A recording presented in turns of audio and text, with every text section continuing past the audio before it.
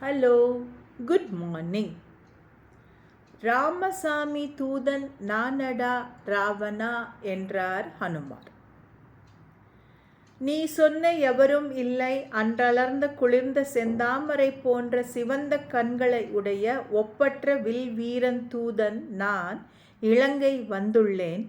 அந்த வில் வீரன் பூமியின் எல்லை வரை ஆண்ட தசரத சக்கரவர்த்தியின் புதல்வனாவான். அத்தகைய சக்கரவர்த்தி திருமகனுக்கு ஏவல் செய்பவன் நான், அனுமன் என் பெயர். சீதையை தேடி 4 திக்கிலும் சென்ற வானர சேனைகளில் தெற்கு நோக்கி வந்த சேனை தலைவன் வாலியின் மகன், அவனுடைய தூதன் நான். தனியே வந்துள்ளேன் என்றார்.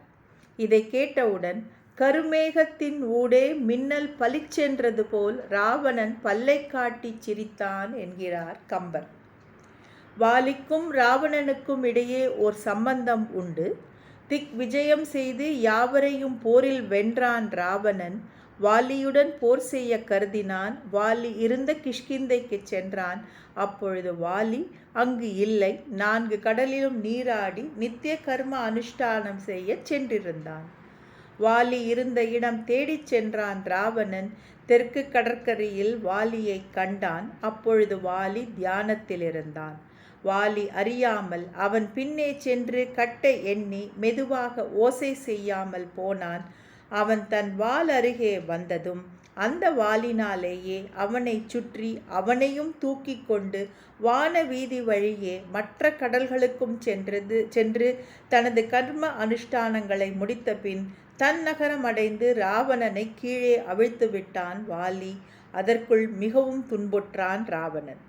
அன்று முதல் வாலியின் நண்பனானான் ராவணன். வாலியின் மகனாகிய அங்கதன் அனுப்பிய தூதனே, வலிமை மிக்க வாலி நலமா? அவனது அரச வாழ்க்கை நன்கு நடைபெறுகிறதா என்று விசாரித்தான். அஞ்சாதே அரக்கனே, இம்மண் விட்டு விண் சென்றான் வாலி, இனி திரும்பவும் வாரான். உன் கொட்டம் அடக்கிய அவன் வாலும் போயிற்று.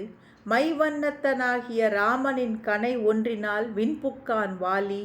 இப்பொழுது எங்கள் அரசன் சூரிய புதல்வனாகிய சுக்ரீவன் ஆவான் என்றான்.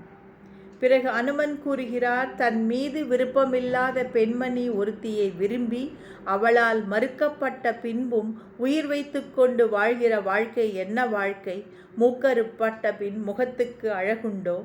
பெறுவதற்கு அரிய இச்செல்வமும் உனது சுற்றமும் உனது உயிரும் நிலைத்திருக்க வேண்டுமானால் ராமபிரானிடம் சீதையை கொண்டு வந்து கொடுத்துவிடு என்று உனக்கு சொல்லுமாறு என் மூலம் சொல்லி அனுப்பினான் சூரிய மகனாகிய சுக்ரீவன் என்றார் அனுமன்.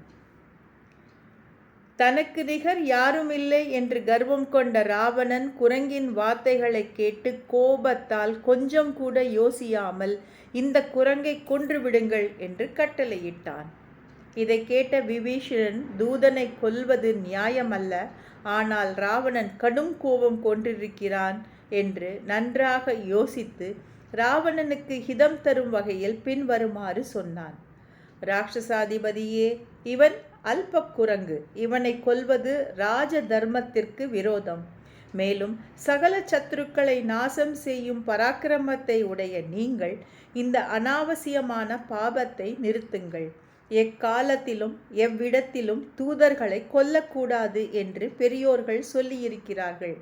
இந்த குரங்கை கொல்வதால் ஒரு பிரயோஜனமும் இல்லை. இவனை அனுப்பியவர்களை அல்லவா கொல்ல வேண்டும்? ராம லக்ஷ்மணர்களுக்கு விஷயத்தை சொல்லி இங்கு அழைத்து வருவதற்கு இவனை விட்டால் வேறு யாரும் இல்லை. இவன் அவர்களை இங்கே அழைத்து வந்தால் அவர்களை கொல்லலாம். இவ்வாறு பலவிதமாக சொல்லி ராவணனின் கோபத்தை தணித்து வேறு தண்டனையை அளிக்க வைத்தான். அதன்படி விபீஷணனின் வார்த்தையை கேட்டு ராவணன், குரங்குகளுக்கு மிக பிரியமான ஆபரணம் வால் அல்லவா, ஆகையால் அதில் நெருப்பை வைத்து அடித்து துரத்துங்கள் என்றான். Thank you. Have a good day.